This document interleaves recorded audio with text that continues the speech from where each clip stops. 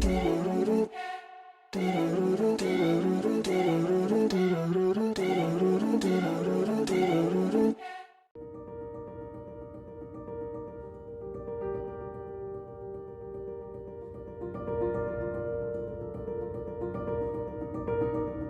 if it was true? Has to be, or I wouldn't be here right now.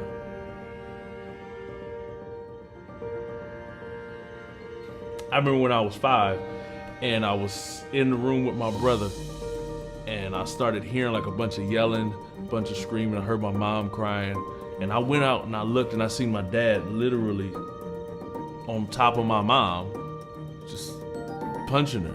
So I run to the kitchen and I grabbed a butcher knife and I remember running up behind my father. He was on top of my mom, kicked him from behind, he rolled over and I put the knife to his throat.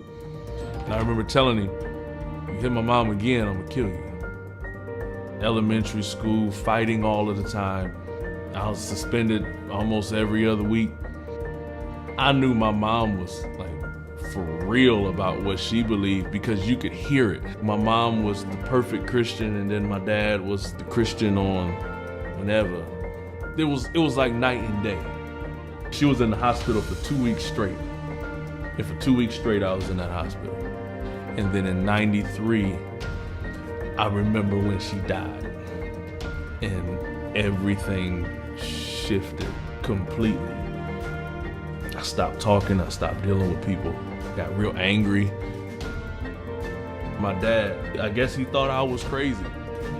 Thought I was a little off in the head or whatever, and he sent me to Riverside Hospital, the children's psychiatric unit.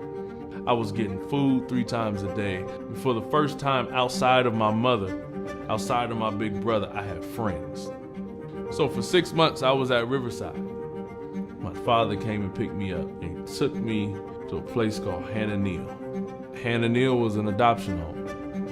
No one came and got me out of there. That was the summer I was initiated into the gang life. For me, it was home. For me, it was safety. For me, it was security. For me, it was food. For me, it was money. For me, it was clothes. I was in 8th grade, I got a page. I ran down the street. Everybody was standing on the corner just talking.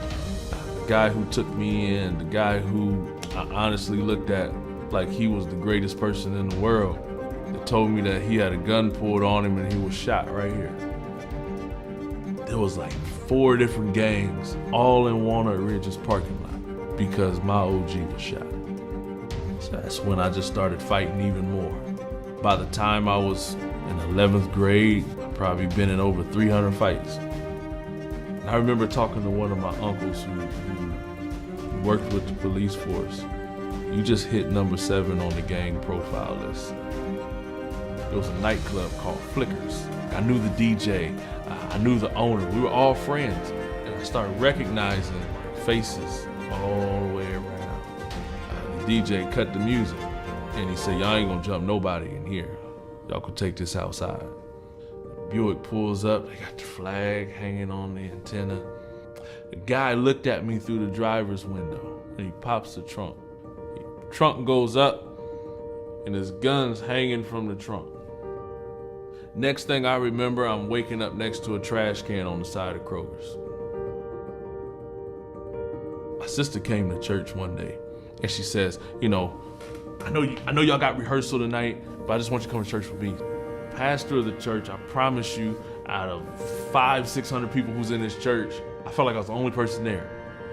And then I remember accepting Christ that night. That was the first time I felt a love that ain't come from a person. Problem with it being on a Tuesday night is because Tuesday nights is when we had set meetings. The gang gets together. We talk about the community. We talk about what's going on, who's moving in, what's moving. I remember saying, God, if you real, you gotta get me out of this. I can't do it because I know the only way you get out of a gang is they're gonna kill you. Because I held rank, I'm standing right next to my OG. And the whole time he's talking, he's looking at me. He said, you don't belong here. As far as we're concerned, we're excommunicating him. Nobody's to touch him. I should have died I don't know how many times. But God had a plan for my life. The Bible tells us that Christ didn't come to the world for the healed, but he came for the sick. If it wasn't for him dying on that cross for me, I wouldn't be sitting here right now talking to you.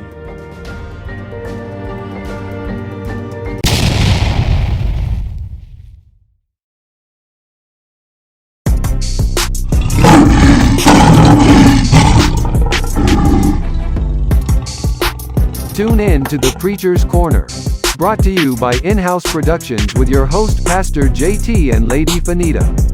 You can listen to this podcast on Apple, Google, Spotify and Amazon Music.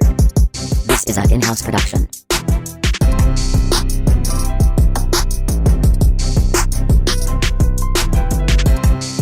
This is an in-house production.